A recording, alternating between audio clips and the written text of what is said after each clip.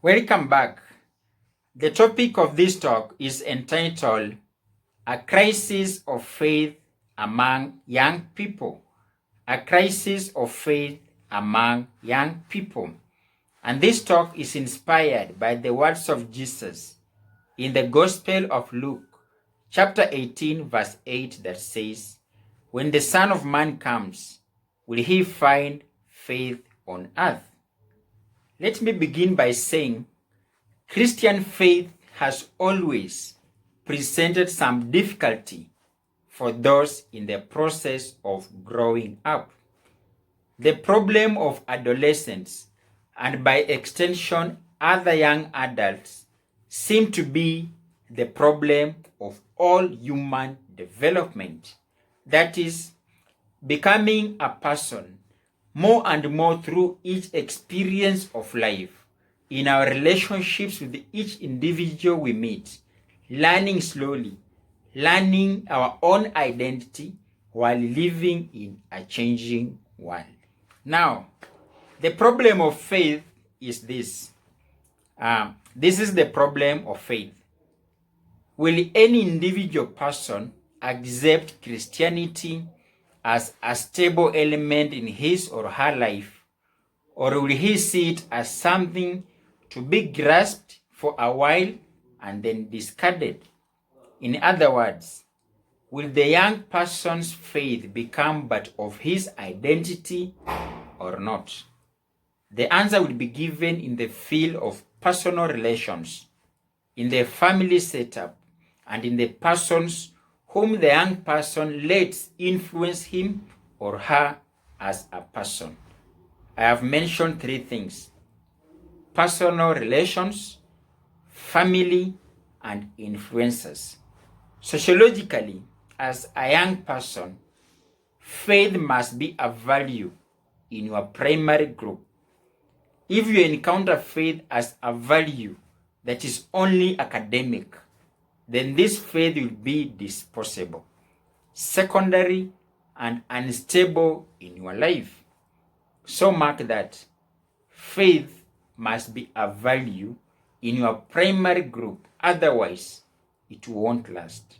It's expected that each teenager or young person, to some extent or another, by the very fact that he is a young person, even if he or she has grown up in a milieu in which faith is a value, will undergo a crisis of faith, a time of confusion in which his or her values will mature or possibly change.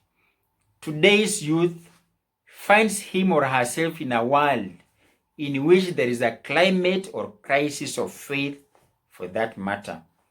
It is stylish to be selective in belief, to rely on one's own gifts, to demand freedom, to disdain institution and established order.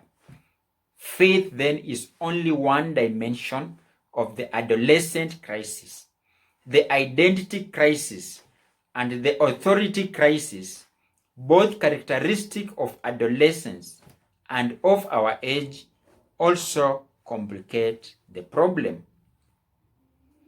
The basic problem of man, as the church has always taught, is in becoming human. One can become human only by becoming more than human. Young people in particular have this difficulty. They are in search of humanity, and at the same time, they are trying to find their own identity as men and women. They could use a helping hand rather than a lot of people telling them what to believe and do. They cannot believe in God because they do not believe in anyone, least of all themselves. Faith is a matter of tradition. Young people must receive it from a loving adult who can communicate it with love to young brothers and sisters. In love, these things work themselves out. Without love, young people are resolved only by substituting persons with whom love is possible. Faith must be made close and familiar, rather than academic and institutional. Faith, even as communicated academically, must respect this. It must spring out of love, demand commitment, and reach the teenager closely. No more techniques can accomplish this, but only a loving teacher-student relationship that reflects the total Christ-person relation. In a parish or mission setup, faith educators should strive at alleviating the crisis of faith. Now, not just in young persons, but also in adults and parents. If catechism and other resources becomes only child-centered, I mean to young people preparing for baptism and confirmation, then the desired effect is not achieved. Because of this, concentrating on children, the adults in the parish, especially the parents, do not receive a continuous Christian education and formation. This is to the detriment of both parents and children, since the parents are the primary educators, or rather communicators of values, including that of faith as regards their children. In an interview with Father John Gerken, a Jesuit priest, and Brother Moran concerning a crisis of faith in a faith-based community, Brother Moran recommends that first, the complete rethinking of a child-centered church.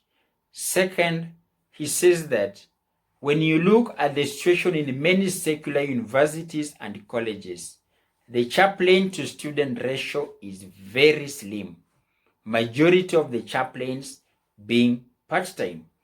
Thirdly, he recommends the development of programs in order to continue the Christian education of adults.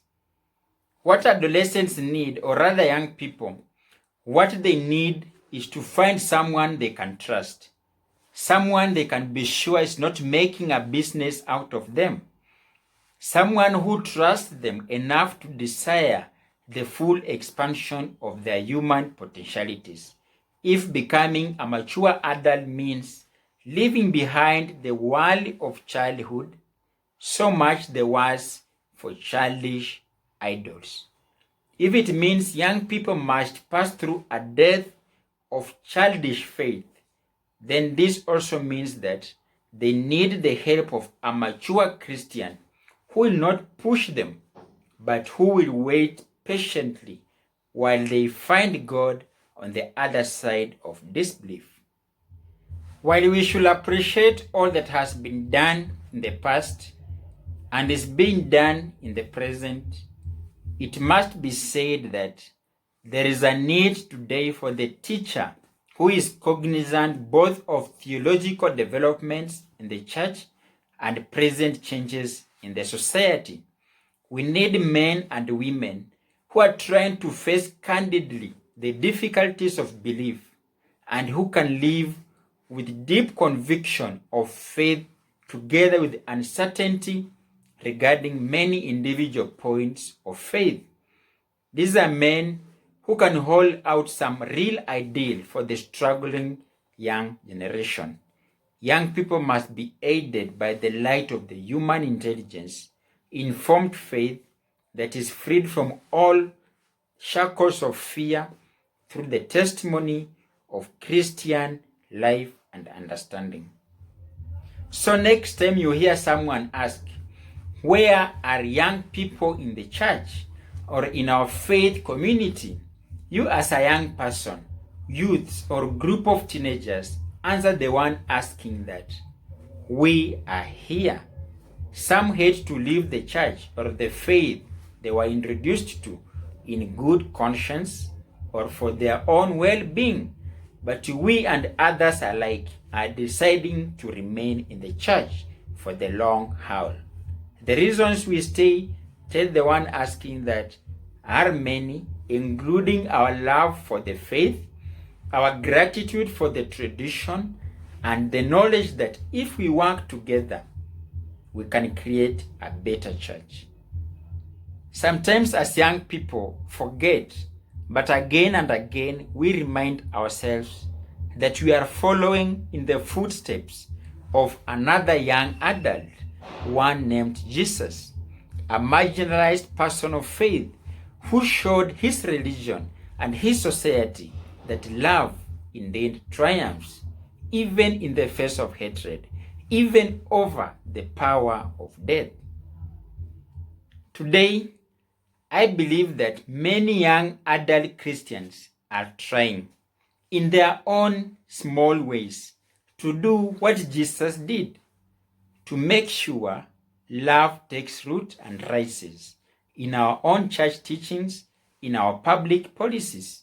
Perhaps never in my lifetime have I seen young people who feel such a desire to stay united in Christ's legacy, working towards a society and a church we can believe in.